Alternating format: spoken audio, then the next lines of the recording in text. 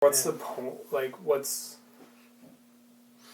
like the only useful thing that history could actually bring you is like exploration and learning.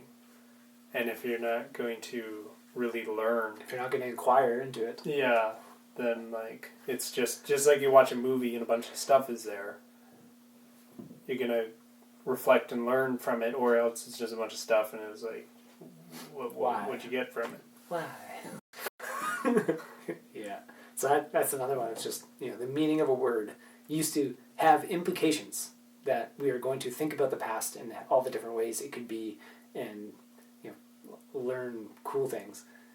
And now the meaning of the word has changed because of the way we study it, really. The way almost the narrative and educational system has started to teach history.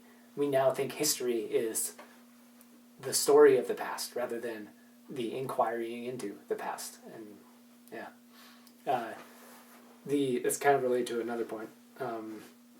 The cultural kind of splitting off of internet in a way where like you can now, if you want to find something, you can find almost exactly what it is, and you can find almost infinite amounts of it, and all within. You can find just that. You don't have to find anything outside of that. Like everything's available. So I want a very specific kind of mug, like coffee mug, that has like this art on it or whatever. Like chances are you can find it. You can find variations of it, and only that, where it used to not be as split. But at the same time, by looking into the past, I was thinking about like the different eras and how a lot of eras are shaped by narrative of like what people want other people to believe of at different times, etc. Like if you look at the world today, most of it is shaped by like, this is the morally right thing, this is the morally wrong thing, and some of that carry forward. And so many stories, like Hollywood, we were just talking the other day of how most of it is by design. Like it's kind of narrative pushing tool, and it really got extreme in the last probably 10 years of like pushing meanings and themes more than actual entertainment or something. And like the Disney directors recently came out and said, yeah, we forgot about entertainment or something, which is probably still part of the same scheme. But like its mission statement to begin with was mostly to push ideas, not to push ideas, but like to represent ideas while being entertaining. And that's the way most stories have always been, and most events and most things that carry forward through eras.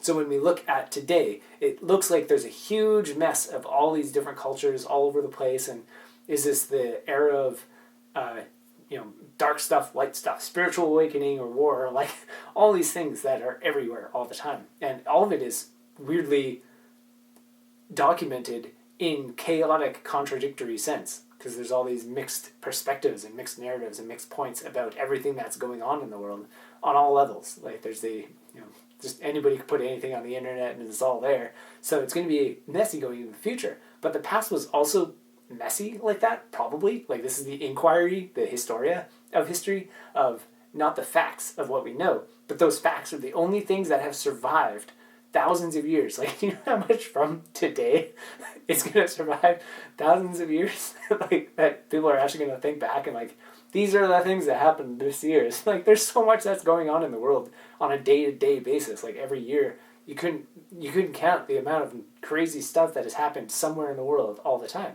And that's the way it has always been. So we look at the past, like, what's a medieval time? It depends where you are in the world and what city you're in and like who you're talking to. And it's just this chaos.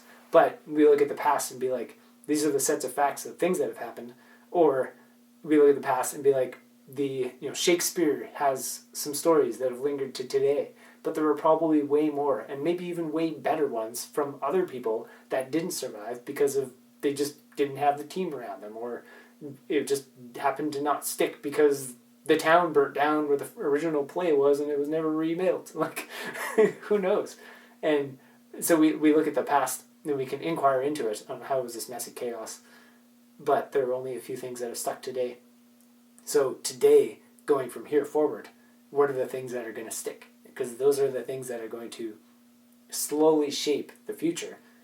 And if we were to, say, consciously accumulate and assimilate things into our language and into our symbolism, you could curate such a cool, awesome future just within like a few years. We could completely transform the way an entire culture operates